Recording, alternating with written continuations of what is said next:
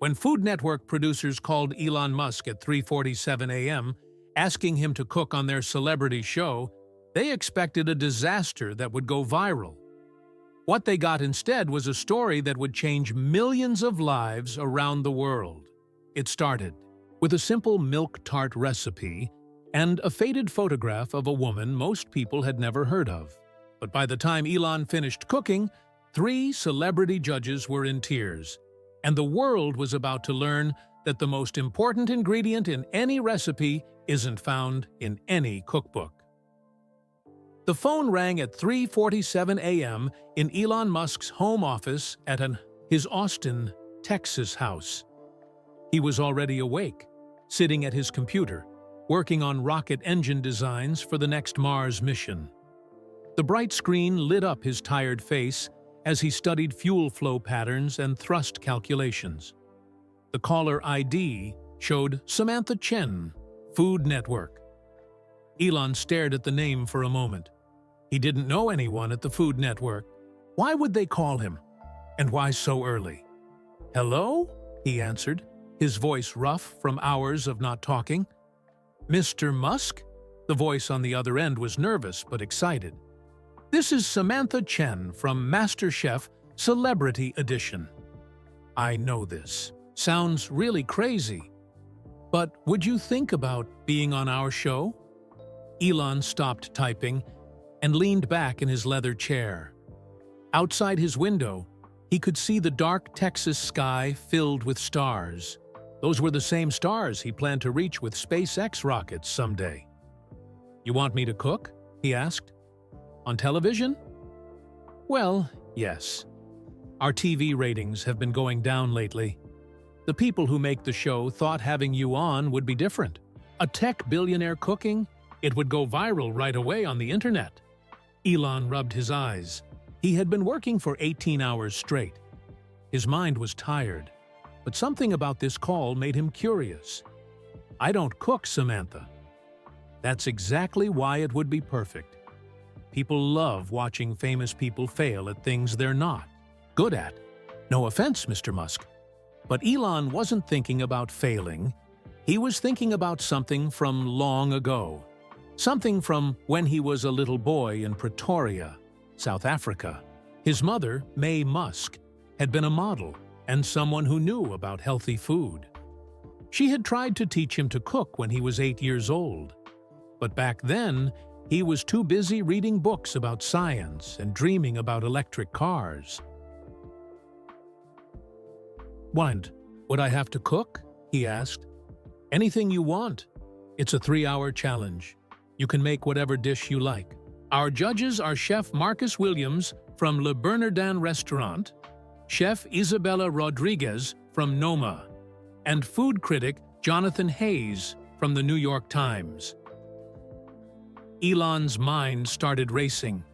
Not about the cooking part, but about something else. Something that had been heavy on his heart for many months. Something he had never told anyone about. When would this happen? Next Tuesday, in Los Angeles. We know it's very short notice, but our last celebrity guest got sick and had to cancel. We're kind of desperate. Elon looked at the framed photo on his desk.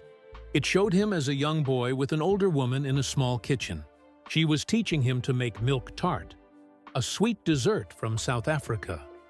Her hands guided his small ones as they mixed ingredients in a big bowl. The woman in the photo wasn't his real grandmother, but she had been more important to him than almost anyone else in his life. Her name was Nomsa, and she had believed in him when nobody else did. She had said he would change the world someday, even when he was just a lonely kid getting picked on at school. But Nomsa had died when he was 12. He had never gotten to tell her thank you. He had never gotten to show her that she was right about him changing the world. "I'll do it," Elon said suddenly. Samantha almost dropped her phone. "Really? Just like that? You don't need to think about it or ask your people?" "Yes, I'll do it. But I have one rule. I want to cook something that tells a story. Something personal. Of course! That would be amazing for the show. Personal stories always get the best ratings. After Elon hung up the phone, he sat quietly in his office for a long time. He stared at the photo of himself and Nomsa. In the picture, they were both smiling. There was flour on their hands and happiness in their eyes. He had never told anyone about those cooking lessons, not his wives, not his children, not even his mother. It was too sad to talk about. Nomsa had been like a grandmother to him, but their relationship was complicated. She had worked as a housekeeper, and their friendship had happened during a difficult time in South Africa's history. But now, maybe it was time to honor her memory. Maybe it was time to share her story with the world. Elon picked up his phone and called his assistant. "Clear my schedule for the next week," he said. "I need to practice something." "Practice what, sir?" his assistant asked, confused. "Cooking," Elon said. "I need to learn how to cook again." As he hung up the phone, Elon felt something he hadn't felt in years. He felt connected to that 8-year-old boy who had stood in a warm kitchen, learning that food made with love tastes different than food made with just ingredients. He was going to make Nomsa's milk tart, and for the first time in 30 years, he was going to tell the world about the woman who had taught him that believing in impossible dreams was the most important recipe of all. The next morning, Elon stood in his kitchen looking around like he had never seen it before. The counters were made of beautiful marble. The appliances were all shiny stainless steel.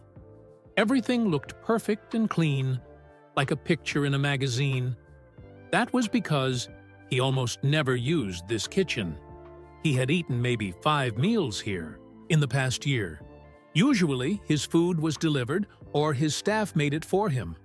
Now he needed to actually cook something himself. He pulled out his phone and called his mother in New York. "Elon? It's 6 a.m. Are you okay?" May Musk sounded worried. "Mom, I need Uma's milk tart recipe." There was a long silence on the phone. Elon could hear his mother breathing, but she didn't say anything for almost a minute. "Elon, why would you—" "We haven't talked about Uma's cooking in 25 years. I'm going on a cooking show." His mother laughed out loud. "You? Cooking? On television? Darling, you once burned water trying to make tea when you were in college." "This is important, Mom. I need the exact recipe. Everything Uma taught me when I was little." The laughing stopped. Mai could hear something different in her son's voice, something soft and vulnerable that she rarely heard anymore. "She never wrote the recipe down, you know," May said quietly. "It was all in her hands, in her heart. She just knew how to make it perfectly every time. But I remember watching her teach you. You were so patient with her, even though you wanted to be outside building those little rockets in the garage. Tell me everything you remember." For the next hour, May walked Elon through every detail she could think of. How Uma would test the custard by touching it with her finger. How she always used whole milk, never the thin kind. The secret ingredient she would whisper about. A tiny bit of vanilla that she said came from a faraway island called Madagascar. "Elon," his mother said softly, "why are you really doing this? This isn't like you." He was quiet for a long time. Outside his window, birds were starting to sing as the sun came up. "I never got to say goodbye to her the right way," he finally said. "When she died, I was so angry. Angry at the world, angry at God, angry at everything. I threw myself into books and computers because they made sense. People didn't make sense." "She knew you loved her, sweetheart." "Did she? I was such a difficult kid. Always reading, always asking a million questions about everything. I barely looked up from my books when she was trying to teach me things." "Oh, Elon." You were her favorite student. She used to tell everyone in the neighborhood about her grandson who was going to build rockets and go to space. She believed in you before you even believed in yourself. After the phone call, Elon drove to the grocery store. He had never shopped for ingredients before. He wandered up and down the aisles, looking for milk, eggs, sugar, and flour. These were simple things that Uma had somehow turned into magic when he was little. An old woman walked up to him near the milk section. "Excuse me, aren't you that rocket man from the TV?" "Yes, ma'am. My grandson loves SpaceX. He wants to be an astronaut when he grows up." She looked at his shopping cart full of baking ingredients. "What are you making?" "Milk tart. It's a dessert. From South Africa." Her face lit up with a big smile. "Oh, I know that. My neighbor used to make it years ago. She said it was like eating a sweet cloud." "That's exactly what my grandmother used to say." The woman's smile got even bigger. She must have been a very special lady. She was the most special person I ever knew. Back home, Elon cleared his work schedule and spent the next 3 days in his kitchen. The first time he tried to make the tart, it was a complete disaster. The custard turned lumpy and gross. The crust burned black in the oven. The filling never got thick like it was supposed to. He threw it all in the garbage and started over. The second time was better, but it still wasn't right. The taste wasn't like his memory. It didn't make him feel like that happy 8-year-old boy in Uma's kitchen. On the third day, he called his brother Kimball. Kimball had become a successful chef and owned several restaurants. "Elon, you're cooking? This is completely crazy. Mom told me about the cooking show. I can't believe you're actually doing this." "I need help, Kimball. I'm trying to make Uma's milk tart, and I keep messing it up." "For the TV show? This is incredible, brother. You haven't talked about Uma in so many years. Help me understand the science of cooking. Why won't my custard get thick? What am I doing wrong?" For the next 2 hours, Kimball explained the chemistry of cooking to his brother. How eggs work when you heat them up. Why milk behaves differently when you heat it fast versus slow. How different ingredients stick together to make the right texture. "But Elon," Kimball said finally, "cooking isn't just science. It's also about feelings. It's about memories.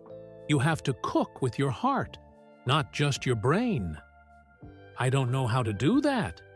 "Yes, you do. Think about why Uma's tart was special. It wasn't just the ingredients. It was the love she put into it. It was the time she spent with you. It was the way she made you feel safe in her kitchen when everything else in the world was scary and confusing." That night, Elon tried again. This time, he didn't follow a written recipe.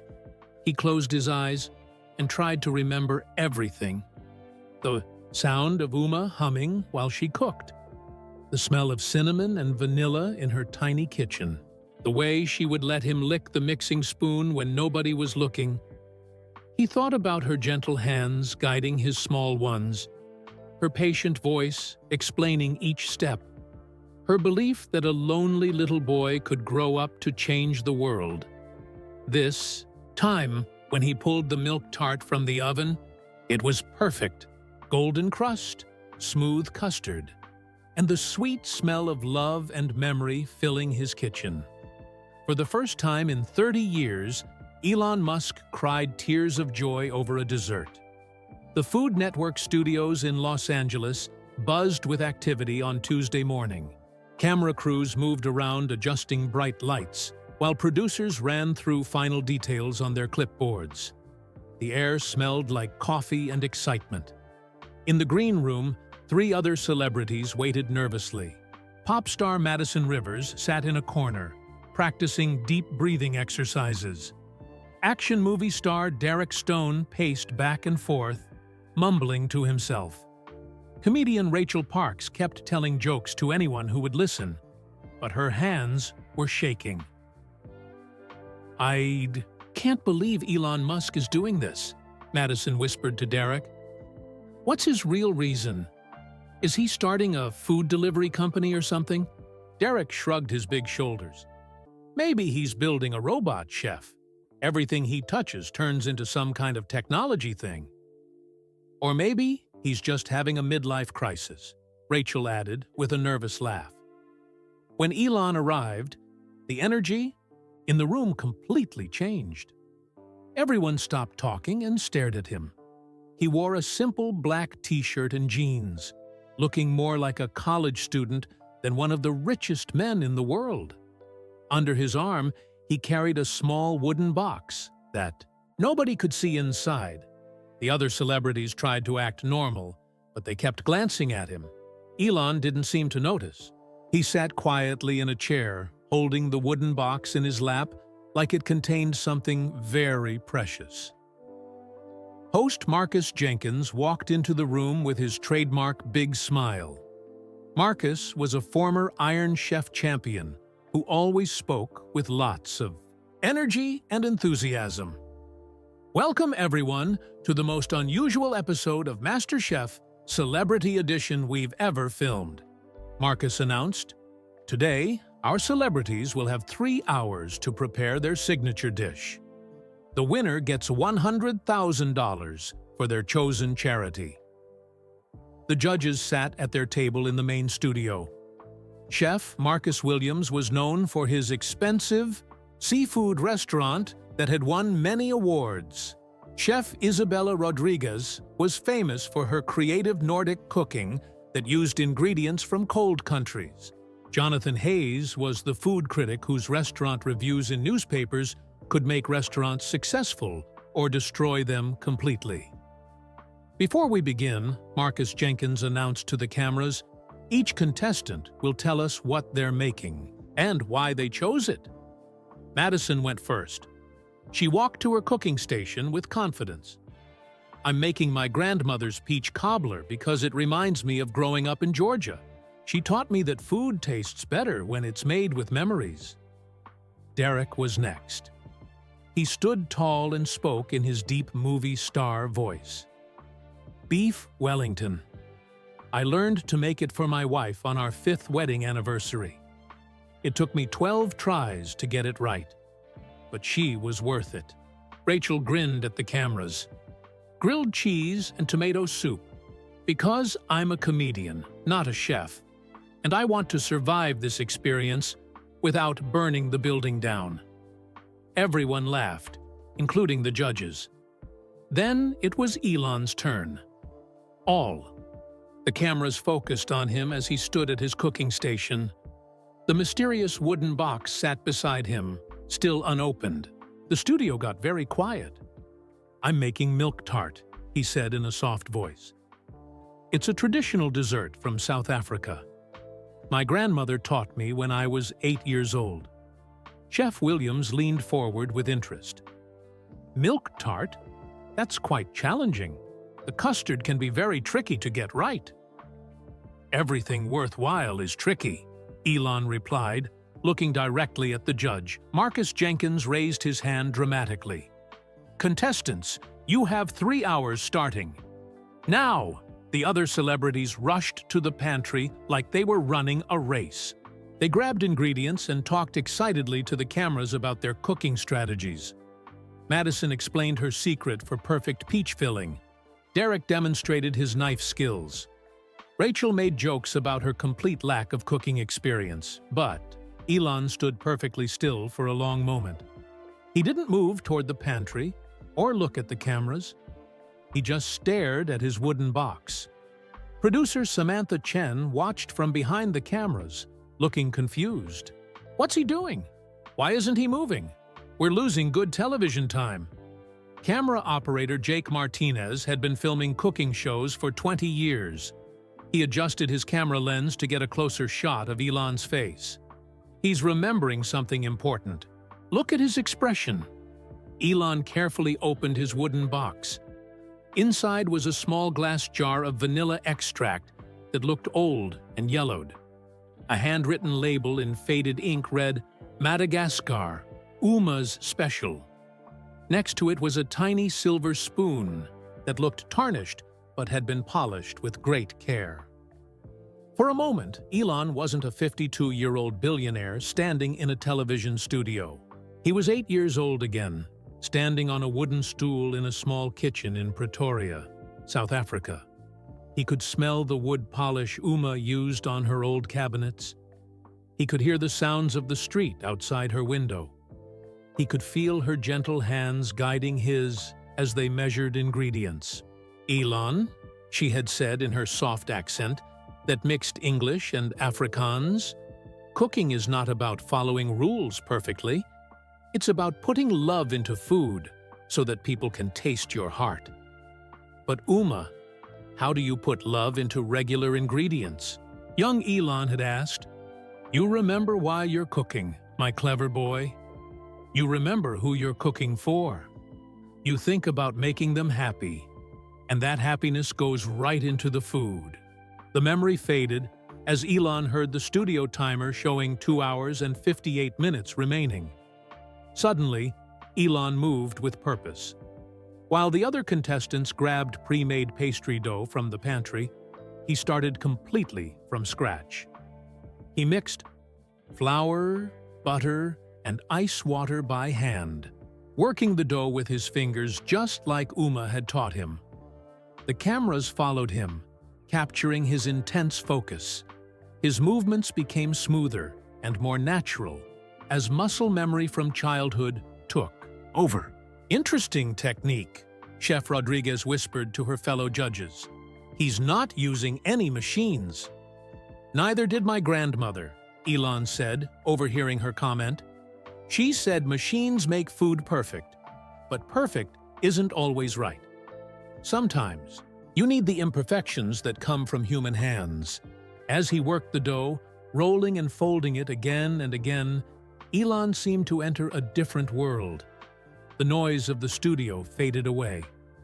The pressure of the competition disappeared.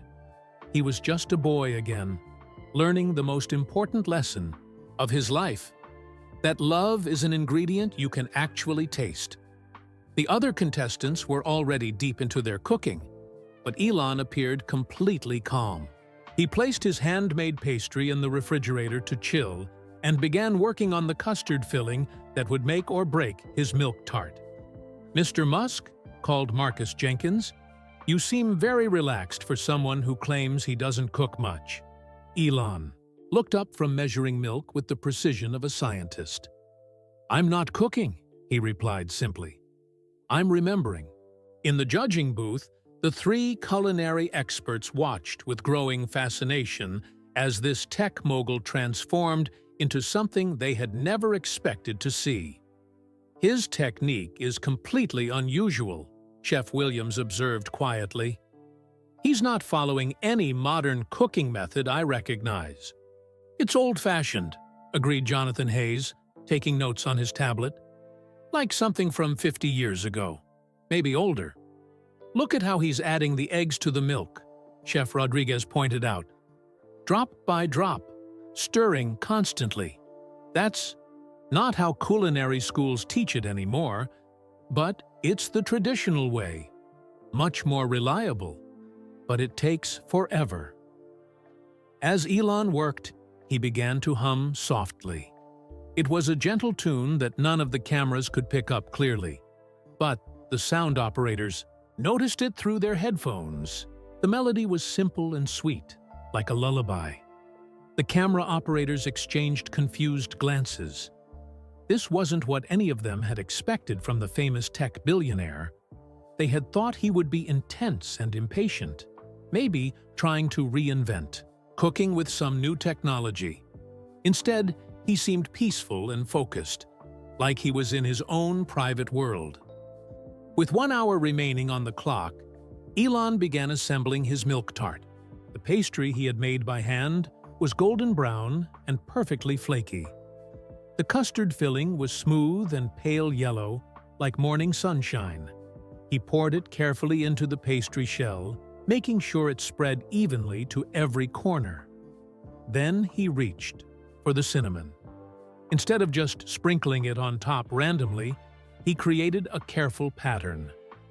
Using a small spoon, he drew delicate swirls across the surface. In the center, he made a small heart shape, just like Uma had taught him 30 years ago. "What's he doing now?" whispered Madison to Derek as they worked on their own dishes. "Making art, I think," Derek replied, trying not to burn his beef Wellington. But Elon wasn't finished. From his wooden box, he pulled out something that made the camera operators zoom in for a closer look. It was a small, faded photograph. The picture showed a young boy and an elderly woman standing in a tiny kitchen. Both were smiling at the camera, and both had flour on their hands. Elon placed the photograph next to his milk tart on the counter. Then he closed his eyes and stood very still for almost a full minute. His lips moved slightly, like he was having a quiet conversation with someone only he could see. "What's he doing now?" Madison asked again, more curious than before. None of them understood that Elon was talking to someone who had been gone for 30 years.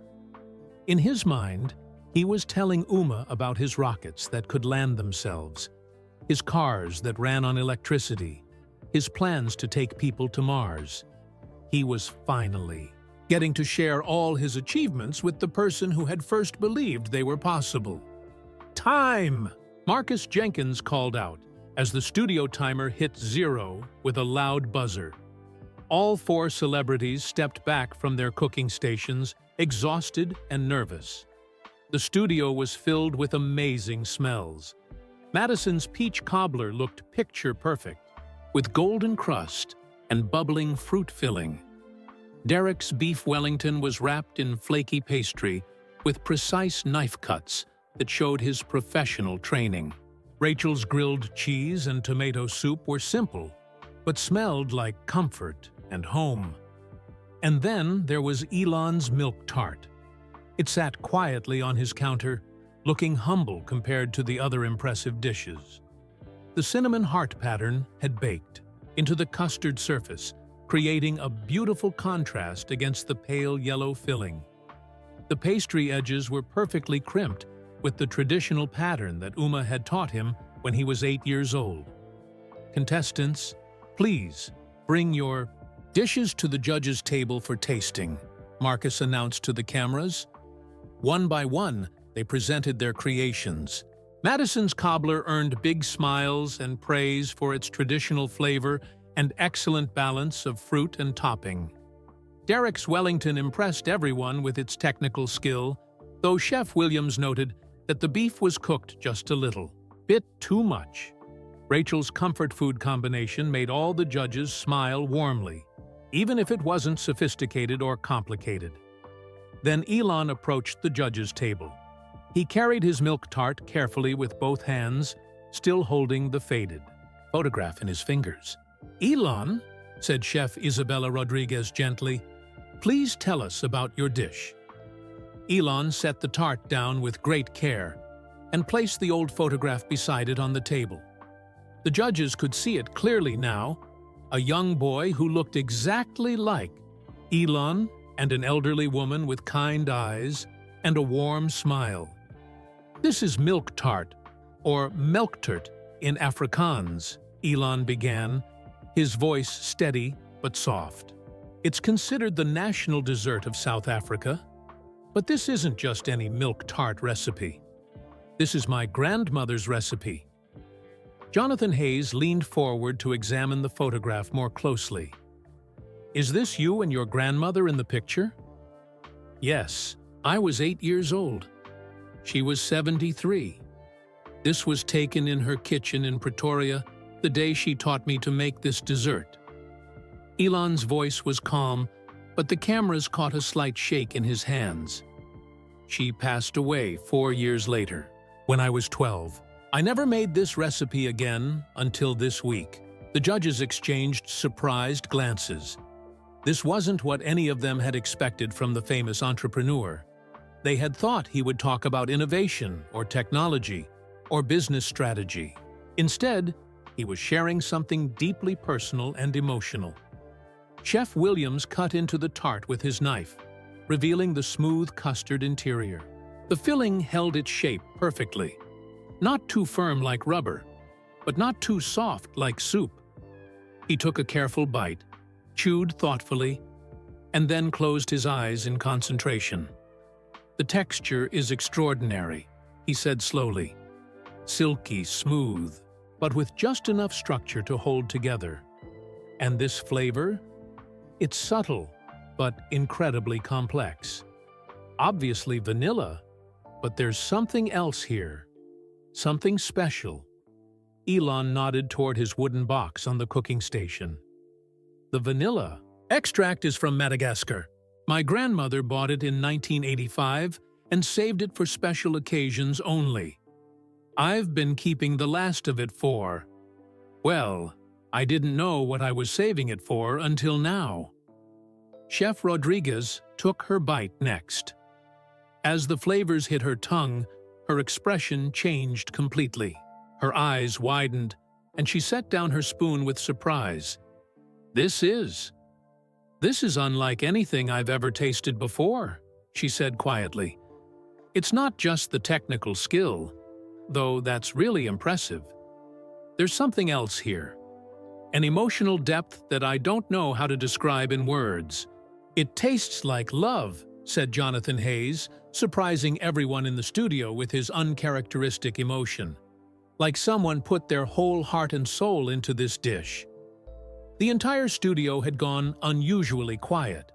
Camera operators found themselves lowering their equipment slightly, feeling like they were intruding on something sacred and deeply personal. "Elon," Marcus Jenkins said gently, "why did you choose to make this today? After all these years of not making it?" Elon looked at the photograph, then at the judges, then directly into the main camera that was broadcasting to millions of people. "Because I never got to tell her thank you." The studio was so quiet, you could hear people breathing. Elon's words hung in the air like a prayer. Even the camera operators forgot to move their equipment as they watched this powerful man become vulnerable in front of millions of viewers. "She believed in me when nobody else did," Elon continued, his voice getting softer. "She used to say that one day I would build rockets and go to the stars. Everyone thought she was crazy, including me sometimes." He picked up the photograph and held it gently, like it might break. "When I was a kid, I was difficult. I read all the time, asked too many questions, didn't fit in anywhere. I got bullied at school every day. I had no friends. But in her kitchen, making this tart together, I felt normal. I felt loved." The judges sat completely still, absorbing every word. "She died before I started my first company. Before PayPal, before Tesla, before SpaceX. She never got to see that she was right about the rockets." His voice grew even quieter. "I've been to space now. I've built cars that run on electricity and rockets that can land themselves. But I never thanked the person who first believed it was possible." Chef Williams set down his fork. In 30 years of judging cooking competitions, he had never experienced anything like this moment. "Elon, this tart is technically perfect," he said carefully. "The custard is flawless, the pastry is exceptional, the flavors are beautifully balanced. But what makes it extraordinary is that you didn't just cook with your hands. You cooked with your memory, your heart, your grief, and your gratitude. Food is supposed to feed more than just the body," added Chef Rodriguez, wiping her eyes. "It's supposed to connect us to our past, our culture, our loved ones. This tart does all of that and more." Jonathan Hayes, known for his tough restaurant, reviews that could destroy careers, was crying openly now. "In 40 years of food criticism, I've learned that the best dishes tell stories. Your milk tart doesn't just tell a story, it is a story. It's a love letter to your grandmother, written in custard and cinnamon. Marcus Jenkins stepped forward, clearly moved by what he had witnessed. Contestants, the judges have reached their decision. But before he could announce the winner, something unexpected happened. The studio crew, camera operators, sound technicians, producers, assistants began to applaud. Slowly and quietly, at first, then building to a standing ovation that filled the entire studio. Samantha Chen, the producer who had made the desperate phone call to Elon a week earlier, found herself crying behind the cameras. "I just wanted good TV ratings," she whispered to her assistant. "I had no idea we would witness something this beautiful." "Ladies and gentlemen," Marcus announced when the applause died down, "we have our winner. But more than that, we have something I've never seen in 20 years of television. We have a moment of pure, authentic human connection." He turned to Elon with respect and admiration. "Your grandmother would be proud of the man you became." Elon nodded, unable to speak. He picked up the photograph and held it close to his chest, feeling like that 8-year-old boy again. "The $100,000 prize goes to the charity of your choice," Marcus continued. "The Musk Foundation," Elon said quietly. "We fund educational programs for underprivileged kids who love science and engineering. Kids like I was, kids who need someone to believe in them."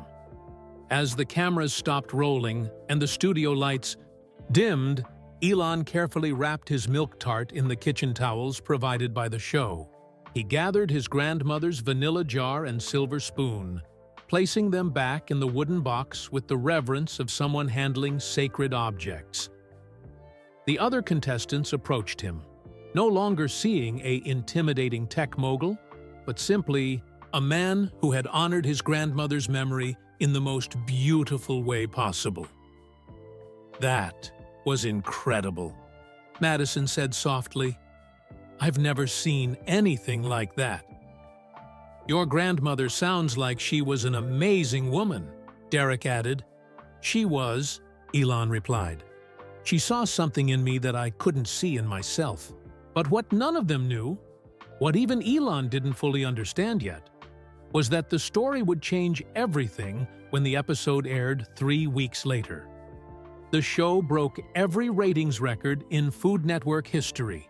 Social media exploded with reactions. Milk Tart Elon trended worldwide for days.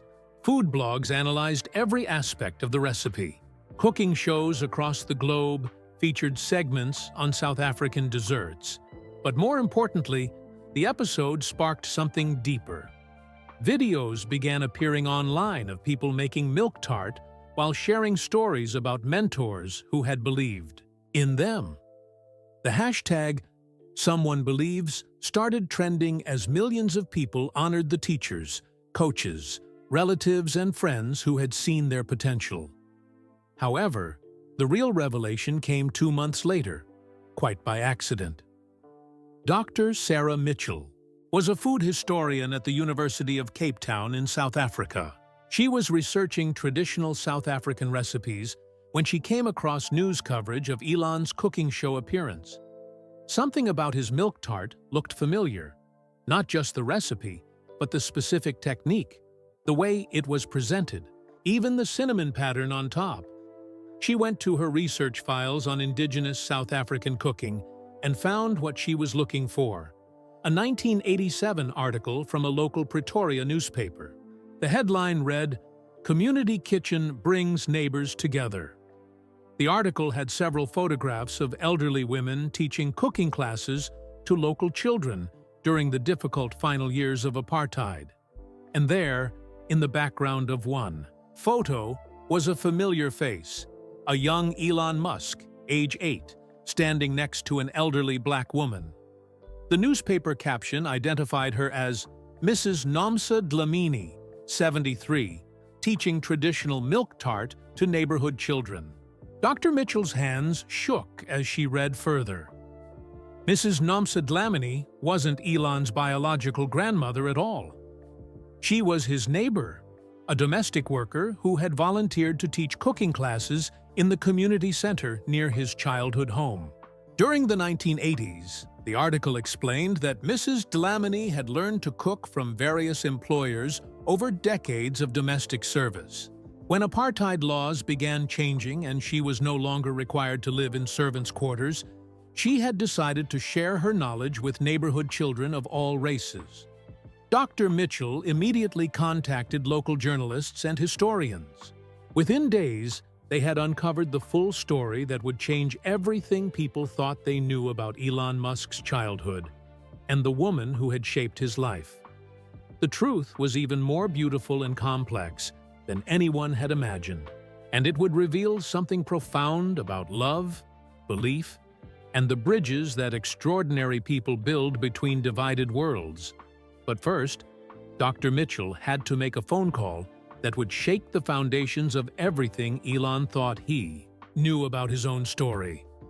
The secret was about to be revealed, and it would change not just how the world saw Elon Musk, but how he saw himself. Dr. Mitchell called Elon on a Tuesday morning while he was reviewing SpaceX launch plans in his Austin office.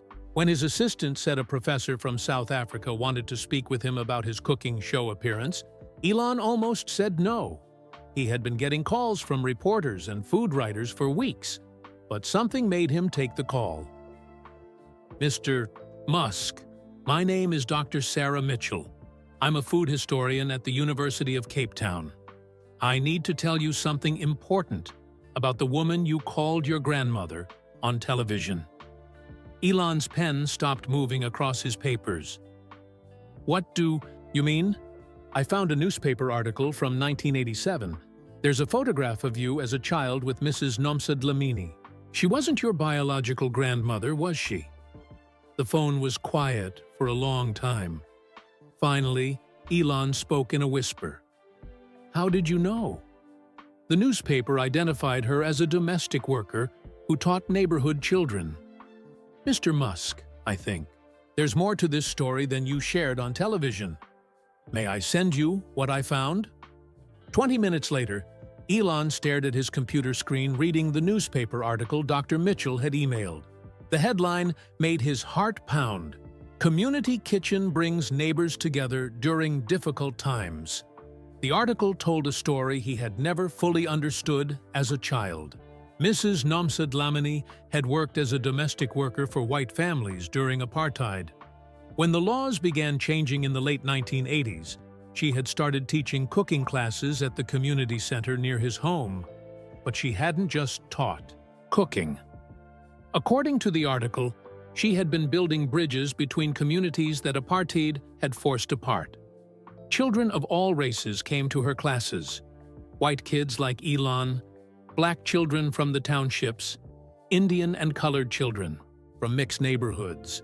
Mrs. Dlamini believes that food can bring people together, the article quoted her saying. When children cook side by side, they forget about the things that are supposed to divide them. They just see other children who want to learn. Elon called Dr. Mitchell back immediately. I need to know everything, he said. I need to understand what she was really doing. Over the next week, Dr. Mitchell connected Elon with historians, journalists, and people who had known Mrs. Dlamini. The picture that emerged was extraordinary. Nomsa Dlamini had been much more than a cooking teacher. During some of the most dangerous years of apartheid's end, when violence between communities was common, she had quietly created a safe space where children could simply be children together. Your neighbor was a hero, Dr. Mitchell explained. During one of their long phone conversations, she was taking real risks by bringing children from different racial groups together. The authorities didn't like it, and some people in all communities thought she was causing trouble. But she kept doing it? Every week for 3 years. She said the future of South Africa depended on children learning to see each other as human beings first. Dr. Mitchell had found more than just newspaper articles.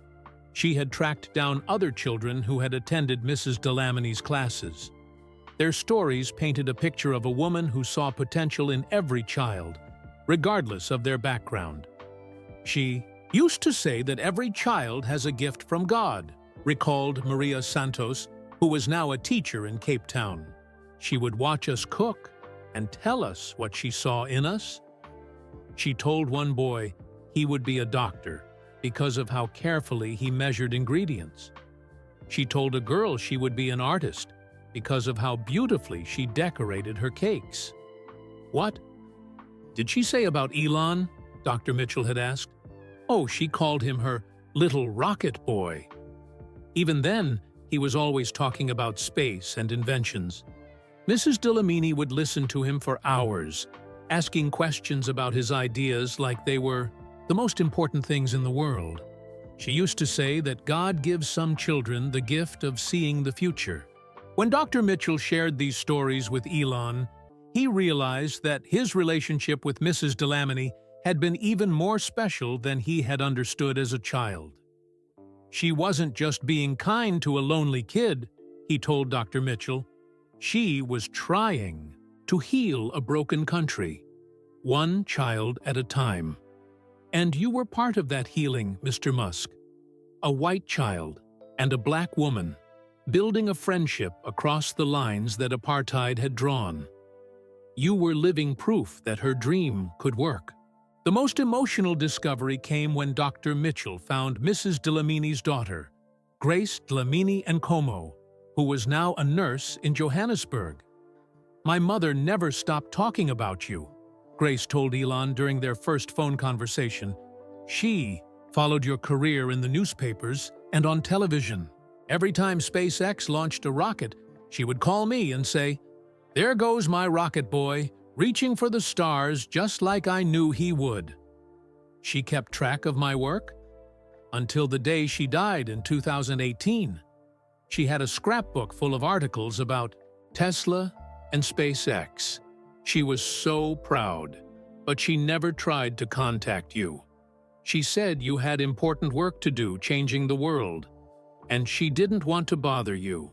Elon felt tears running down his face. I should have found her. I should have thanked her while she was still alive. Mr. Musk, can I tell you something that might surprise you? Yes, you did thank her. Every time you launched a rocket, every time you built something that helped people, every time you proved that impossible dreams can come true, you were thanking her. She knew that. That weekend, Elon flew to South Africa for the first time in 15 years. Grace met him at Mrs. Delamini's grave in a small cemetery outside Pretoria. They brought fresh flowers and a milk tart that Elon had made himself. Gogo Nomsa, Grace said, using the Zulu word for grandmother. Your rocket boy came home. Elon knelt beside the simple gravestone and placed his hand on the earth. I kept my promise, Uma. I reached the stars. But I finally understand what you were really teaching me. It wasn't just about building rockets.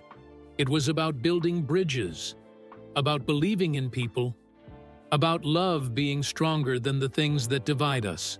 He pulled out his phone and sent a message to his millions of Twitter followers. The most important lesson I ever learned came from a South African woman who saw no difference between a white child and a black child. Only potential waiting to be unlocked. She taught me that love has no color, no nationality, no boundaries. Today, I'm starting a foundation in her honor to make sure her dream of children learning together never dies. Sometimes the people who change our lives aren't famous or powerful. They're just brave enough to love across the lines that others draw. Nomsa Dlamini Foundation. As the sun set over the hills of Pretoria, Elon understood that his greatest achievement wasn't reaching space. It was carrying forward the legacy of a woman who had taught him that the most important ingredient in any recipe, for food, for life, for changing the world would always be love. 2 years after Elon's visit to Mrs. Delamini's grave, something extraordinary was happening around the world. What had started as a cooking show appearance had grown into a movement that touched millions of lives. The Nomsa Dlamini Foundation had built 43 schools across 6 continents. Each school followed the same principle that Mrs. Dlamini had used in her community kitchen, bringing children from different backgrounds together to learn side by side. In São Paulo, Brazil, children from wealthy neighborhoods learned coding, alongside kids from the favelas. In Mumbai, India, young people from different castes worked together on robotics projects. In Detroit, Michigan, children of all races discovered that they shared the same dreams despite living on different sides of the city. But the foundation was just the beginning. Videos of people making milk tart while sharing stories about mentors who had believed in them continued appearing online every day. The hashtag #ChuckSomeoneBelieves had generated over 50 million posts from people in every country on Earth.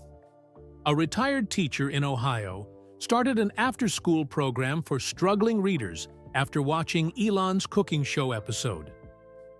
I remembered how it felt when my own teacher believed in me, she posted on social media. Now it's my turn to pass that feeling forward. A software engineer in Silicon Valley began teaching free coding classes to kids in low-income neighborhoods. His first social media post about it said simply, "Mrs. Dlamini never met me, but her story made me realize I could be someone's Uma too." In Tokyo, a chef opened his restaurant's kitchen once a week to teach cooking to refugee families. "Food speaks every language," he wrote. "When we cook together, we remember we're all human." Elon watched these stories unfold from his office in Austin, amazed by how Mrs. Dlamini's simple philosophy continued to spread. Her belief that love could overcome any division was proving true in ways she never could have imagined. But the most surprising development came in an email that arrived on a quiet Sunday evening. The sender was listed as Dr. Michael Chen, with a Stanford University address. The subject line read, "You probably don't remember me, but I was there too." Elon opened the email, curious.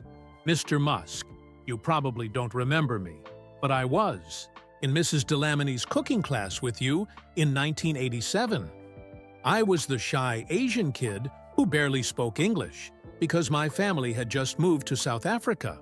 You helped me measure ingredients when I couldn't understand the instructions. I've been following your story, especially what happened with the cooking show and the foundation.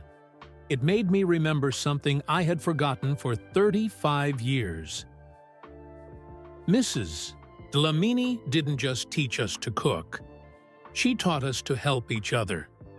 You helping me in that kitchen was the first time another kid had shown me kindness since we arrived in South Africa. It gave me the confidence to try making friends, to participate in school, to believe I belonged somewhere. I became a doctor because of that confidence.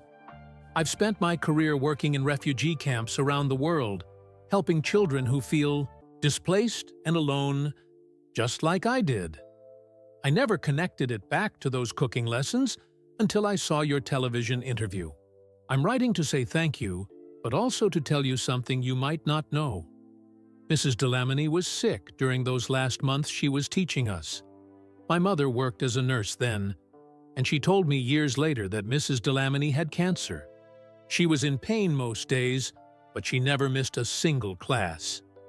Mrs. Dlamini told my mother that those children were her legacy.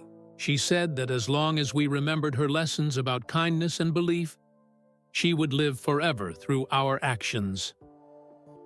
She was right. I've carried her lessons to refugee camps in 17 countries.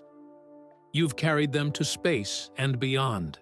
And now millions of children are learning them through the schools you built in her memory. The seed she planted in you has grown into a forest that spans the globe. Your forgotten friend, Michael Chen. Elon stared at the email for a long time, trying to remember the quiet boy who had struggled with English. Slowly, the memory came back. A small child with scared eyes who had stood next to him at the mixing bowls. He remembered how Mrs. Delamony had gently guided him to help Michael, teaching both boys that taking care of each other was just as important as taking care of themselves. He immediately called Grace in South Africa to share the email. "This is beautiful, Elon," Grace said after he read it to her. "But it doesn't surprise me. My mother kept journals during those last months of her life. She wrote about each child who came to her classes, what she hoped they would become, what gifts she saw in them. What did she write about me?" Grace's voice grew soft. "She wrote that she hoped you would learn that the greatest success in life isn't reaching the stars. It's lifting others up so they can reach them too. She said you had the gift of seeing the future, but she wanted to make sure you understood that the most important future to build was one where everyone could belong." "She knew," Elon said quietly. "Even when she was dying, she knew what all of this would become." "There's something else," Grace continued. "She wrote that she was dying, happy because she had planted seeds of love in children's hearts. She said love grows in ways we can never predict or control, and that someday you would understand that your true mission wasn't just to take humans to Mars. It was to help humans remember how to believe in each other." That night, Elon walked through one of the Nomsa Dlamini Foundation schools in Austin. Children from dozens of different backgrounds worked side by side on science projects, art creations, and cooking experiments. In every classroom, on every wall, were photos and stories of success. Children who had won science fairs, gained admission to universities, started their own businesses, become teachers and doctors and artists. But what moved him most were the smaller victories. The shy child who had learned to speak up, the angry teenager who had channeled his frustration into poetry, the lonely girl who had discovered she belonged to something larger than herself. Each success represented the same miracle that had happened to him 37 years earlier. Someone had seen their potential and believed in it. As he prepared to leave, Elon noticed new artwork the children had created that week. A mural showing hands of many different colors stirring a giant pot together. At the bottom, in careful script, someone had written Mrs. Delamony's most important lesson. "Love is the most important ingredient. It makes everything else possible." Standing in that hallway, surrounded by the laughter and dreams of children from around the world, Elon finally understood the full meaning of Mrs. Delamony's gift. She hadn't just believed in one lonely boy. She had taught him to believe in everyone. The recipe for changing the world was simpler than rocket science. You start with love, add belief, mix in opportunity, and share it with as many people as possible. Mrs. Delamony's legacy was growing in ways that defied every law of physics Elon knew. Love, it turned out, was the only force in the universe that got stronger when you gave it away. And the best part was, the recipe would never run out. 5 years after the cooking show that changed everything, Elon found himself in an unexpected place, his own kitchen in Austin, teaching his youngest son, XAA Tweed, how to make milk tart. The 12-year-old struggled with the custard mixture, just as his father had decades earlier. But instead of frustration, there was joy in the learning and patience in the teaching. "Dad, why is this recipe so special?" X asked, carefully measuring vanilla extract with the same precision his father used for rocket fuel calculations. "Because it connects us to someone who believed in impossible dreams," Elon replied, guiding his son's hands as they stirred the mixture slowly. "And because, every time we make it, we remember that believing in someone can literally change the world. The kitchen filled with the warm smell of baking pastry and the comfortable silence of shared work. Outside, Austin buzzed with its usual activity, but inside this moment felt timeless and sacred. "Tell me about her again," X said, using the wooden spoon just like his father had taught him. "About Gogo Nomsa." Elon smiled at his son's use of the Afrikaans word. All of his children had learned it, along with the complete story of the woman who had shaped their father's understanding of love and possibility. "She wasn't my real grandmother," Elon began, as he had countless times before with each of his children. "But she was something more important than that. She was the first person who saw something special in me when I couldn't see it myself. She taught me that the most powerful thing you can do for another human being is believe in their potential." "Is that why you built all those schools?" "Partly, but mostly because I learned that keeping her memory locked in my heart wasn't enough. Her legacy needed to live in action, in other children learning what she taught me about love, having no boundaries." As they waited for their tart to finish baking, X pulled out his tablet and showed his father a video that had been trending on social media that morning. It was from the newest Nomsa Dlamini Foundation school in Bangladesh, where 16-year-old Rashida Khatun had just won an international robotics competition. "I learned to believe in myself in a kitchen just like this one," she said in the video, standing in front of an oven where milk tarts were cooling on the counter. "Gogo Nomsa taught me through Mr. Musk's story that dreams don't care where you come from or what language you speak. They only care how hard you're willing to work and how much you believe in yourself." Elon felt the familiar warmth that came whenever he saw evidence that Mrs. Dlamini's influence continued spreading to new generations. There were now 68 Nomsa Dlamini centers across 7 continents, each one adapting her core philosophy to local cultures and needs. But the numbers only told part of the story. The real impact lived in countless individual moments. The shy child who found their voice, the struggling student who discovered their hidden talent, the isolated teenager who learned they belonged to something much larger than themselves. "Dad," X said thoughtfully, stirring the custard with careful concentration, "do you think she knew this would happen? That helping you would end up helping millions of other kids?" "I think she knew that love grows," Elon replied, watching his son work with the same intense focus he brought to everything he cared about. "She used to say that kindness is like her milk tart recipe. When you share it with others, it doesn't disappear from your own kitchen. Instead, it multiplies and creates more sweetness in the world." The oven timer chimed, and together they pulled their milk tart from the oven. It was absolutely perfect. Golden brown crust, smooth custard filling, and the traditional cinnamon heart pattern clearly visible on top. As they waited for it to cool properly, Elon's phone buzzed with a message from Grace in South Africa. It was a photograph from that day's graduation ceremony at the original center in Soweto.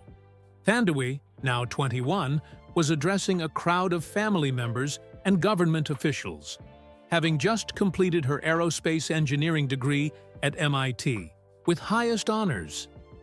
She's coming back to teach at the center for 2 years before joining SpaceX, Grace had written.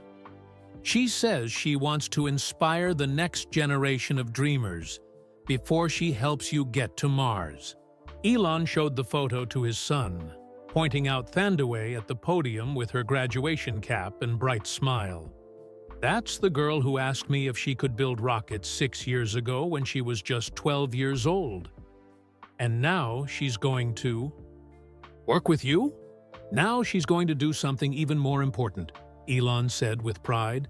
"She's going to teach other children that their dreams matter, just like Mrs. Dlamini taught me." Later that evening, After X had gone to bed with a slice of warm milk tart and a head full of dreams about space exploration, Elon sat in his study, looking at the wall where he kept photographs from all the Nomsa Dlamini centers around the world. Children learning, creating, discovering, believing. Adults teaching, mentoring, nurturing, guiding. In the center of the display hung the original photograph from Mrs. Dlamini's kitchen, an 8-year-old boy and a 73-year-old woman, both smiling at the camera, flour on their hands, and infinite love in their eyes. He picked up his phone and did something he had never done before. He posted the photo on social media with a simple but powerful caption. 40 years ago, this remarkable woman taught me that believing in someone can change the world. Today, her lesson has reached millions of children across the globe. Every rocket that flies, every electric car that reduces pollution, every innovation that pushes humanity forward, it all traces back to this moment in this kitchen with this extraordinary woman who saw potential in a lonely kid that he couldn't see in himself. The greatest technology isn't what we build with our hands and minds, it's what we build with our hearts. Love, belief, hope. These are the forces that truly change the world and make the impossible possible. Mrs. Nomsa Dlamini never went to space, never built a company, never made a fortune. But she accomplished something infinitely more important. She planted seeds of possibility in a child's heart and trusted that they would grow into something beautiful. She was absolutely right. They did grow. They're still growing every single day. The secret ingredient was always love. It still is. It always will be. Thank you, Gogo Nomsa. Your little rocket boy finally understands what you were really teaching me all along. The most important mission isn't reaching the stars, it's helping others believe they can reach them too. The post went viral within hours, shared by millions of people who had been touched by the ongoing story of love, belief, and possibility that had started in a small kitchen in Pretoria decades earlier. But in his quiet study in Austin, Texas, Elon wasn't thinking about likes or shares or viral content. He was thinking about tomorrow's SpaceX launch, and the day after that, when he would visit the local Nomsa Dlamini Center to teach children about following their dreams and believing in themselves. He was thinking about how a woman who had died years earlier continued to teach him every day about what really matters in life. And he was thinking about the perfect milk tart cooling in his kitchen, made with love, and shared with his son, ensuring that the most important recipe of all would continue being passed down through generations, one believing heart at a time. 10 years had passed since Elon first stepped into that television studio with a wooden box and a faded photograph. Now, on a crisp morning in December 2035, he stood in the newest Nomsa Dlamini Center in Austin, watching something that would have made Mrs. Dlamini's heart overflow with joy. His son, X, now 22 and a recent graduate of MIT, was teaching a group of 8-year-old children how to make milk tart. The children came from every corner of the world, refugees, immigrants, and local kids whose families had struggled to make ends meet. Remember, X told the children as they carefully measured ingredients, cooking is like building rockets. You need the right ingredients, the right timing, and most importantly, you need to put love into everything you make. A small girl named Amara from Somalia raised her flour-covered hand. Mr. X, why do we put love in food? Love isn't something you can touch. X smiled, and Elon saw himself at 8 years old, asking Mrs. Dlamini the exact same question in her tiny kitchen. That's the most important question you can ask, X replied, kneeling down to Amara's level. My dad learned from a very special lady that love is like a secret ingredient. You can't see it, but when you put it in food, people can taste it. And when you put it in your actions, people can feel it. How do you put love in your actions? Asked Miguel, a boy from Mexico whose family had arrived in Austin just 6 months earlier. By believing in people, X said simply. By seeing the best in them, even when they can't see it themselves. By helping them discover what makes them special. Elon watched from the doorway, his heart full. The Nomsa Dlamini Foundation now operated in 94 countries with over 150 centers.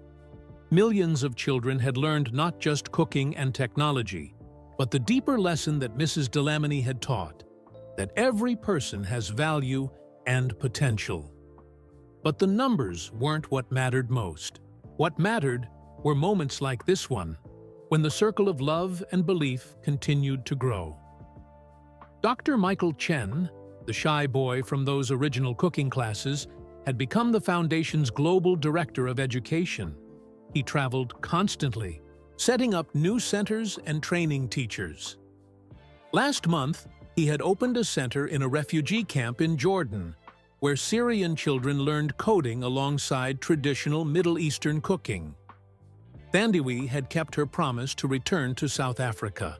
She now ran the original center in Soweto and had started a program that sent young people from the townships to universities around the world.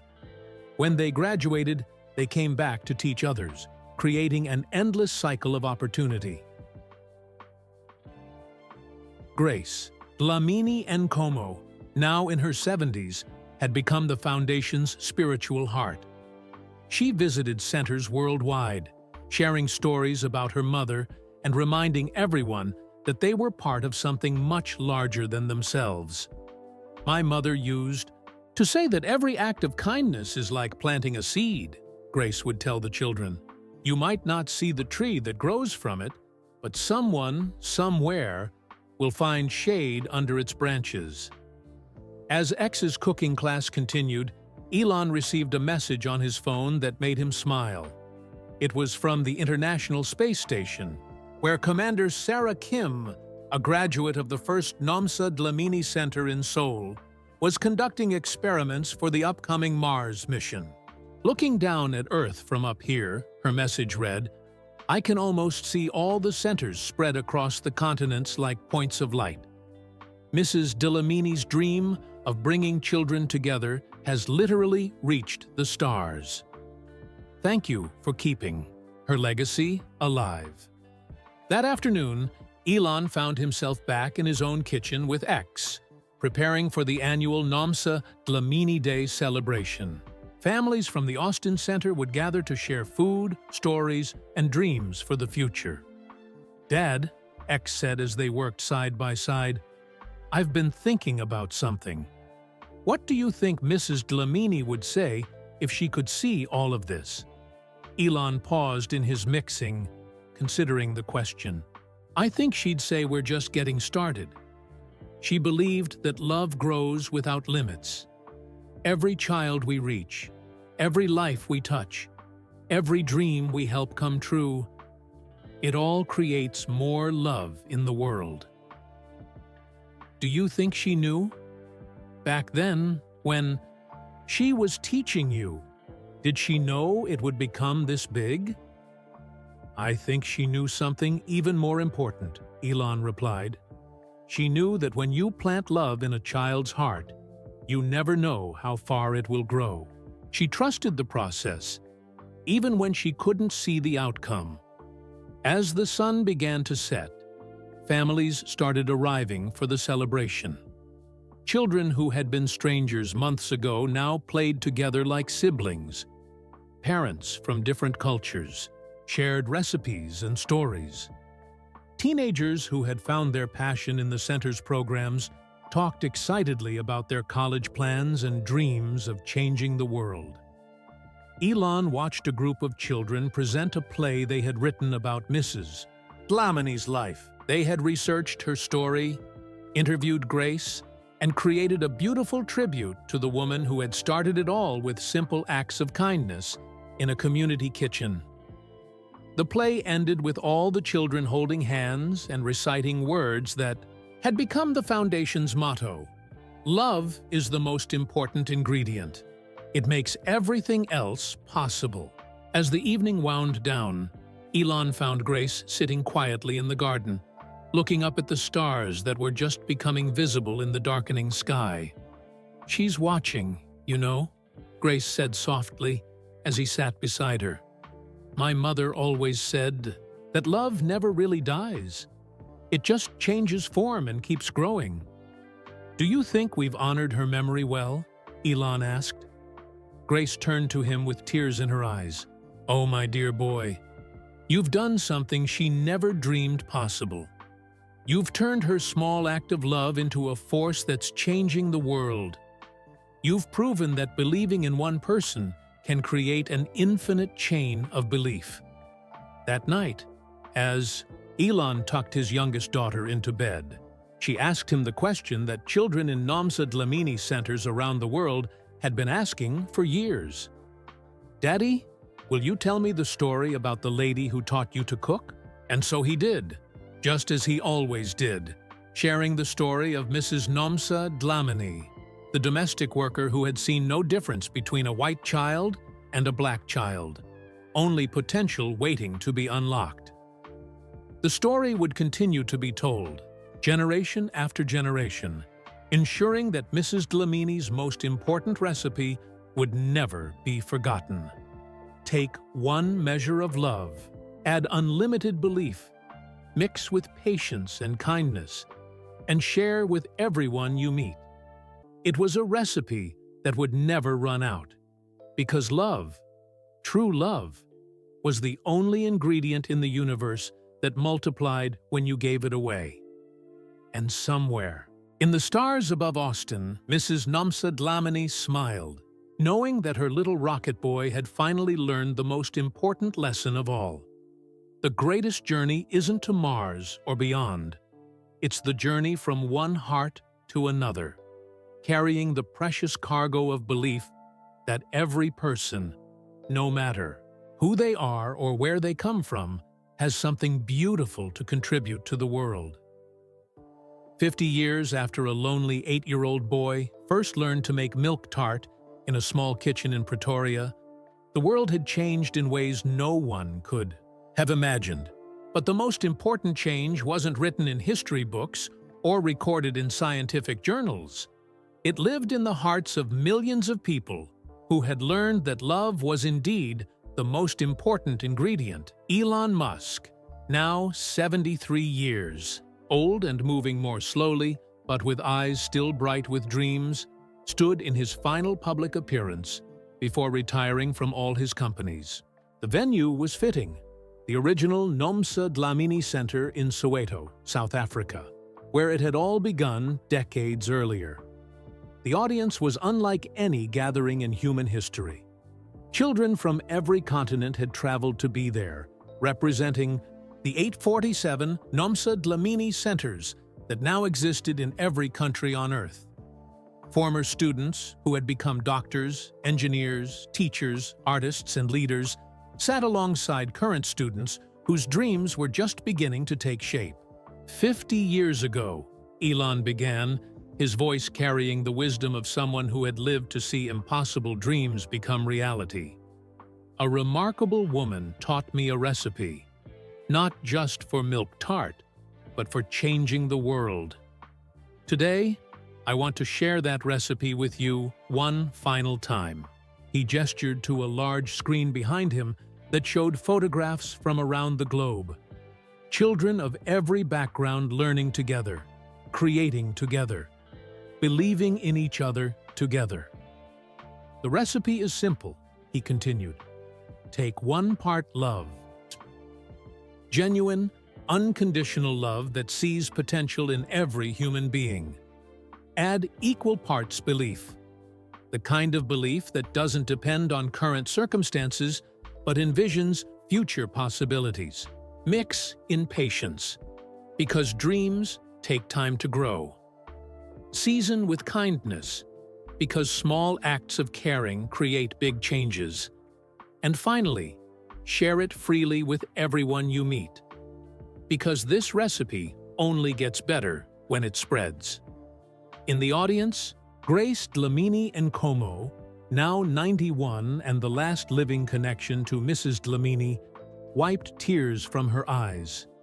Beside her sat Thandiwe, who had become the Foundation's global president, and Dr. Michael Chen, whose refugee camp programs had helped. Millions of displaced children find hope and purpose.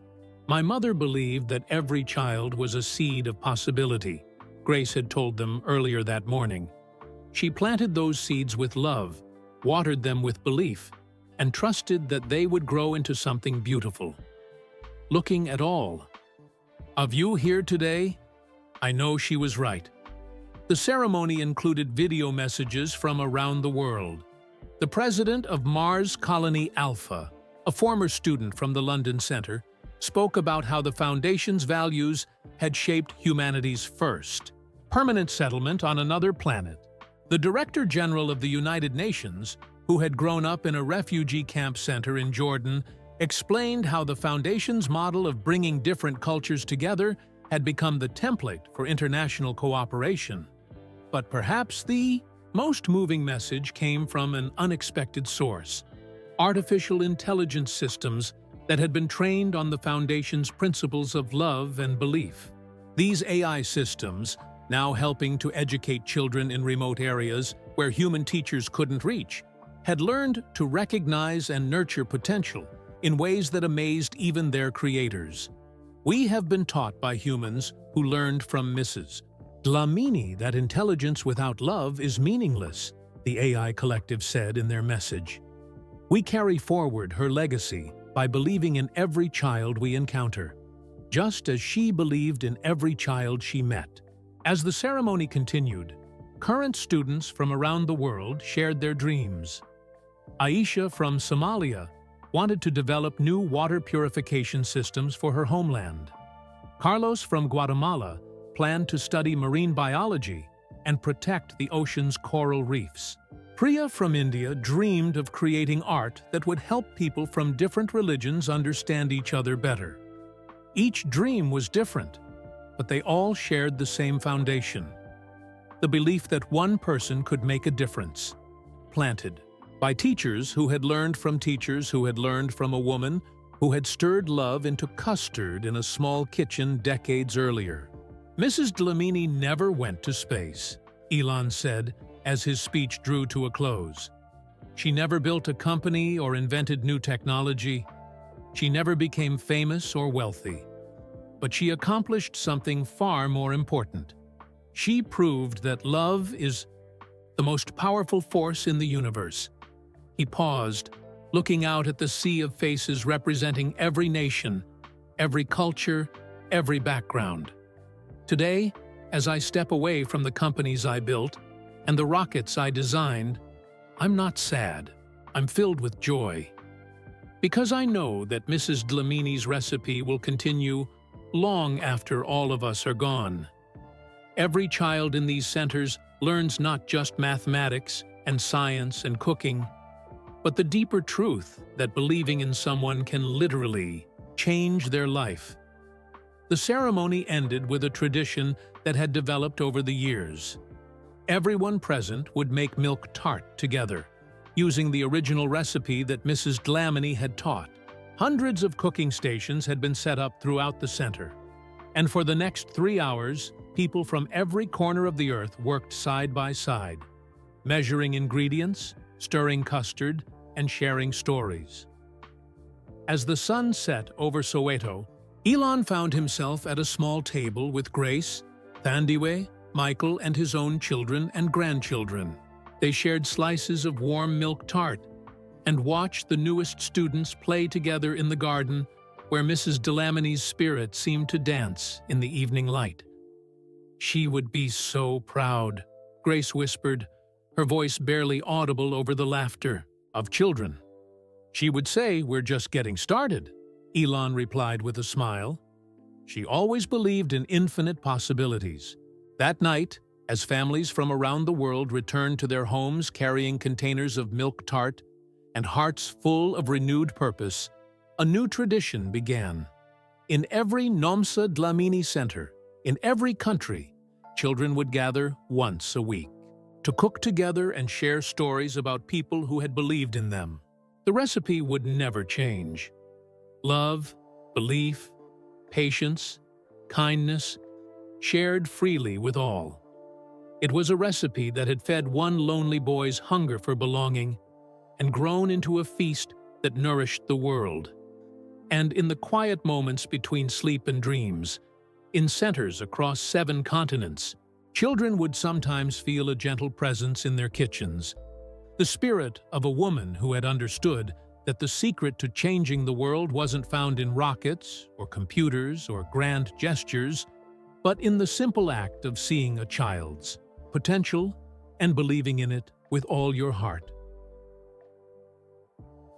Mrs. Nomsa Dlamini's milk tart recipe had become humanity's recipe for hope, one believing heart at a time, forever and always. We'd love to know where you're listening from.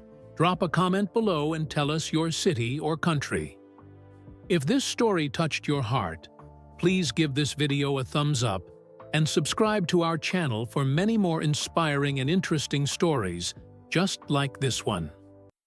Most importantly, share this video with your friends and family. Mrs. Dlamini's message that love is the most important ingredient deserves to spread far and wide. By sharing this story, you're helping to spread kindness and awareness about the power of believing in someone. Remember, you never know whose life you might change by simply believing in their dreams. Thank you for listening, and we'll see you in the next story.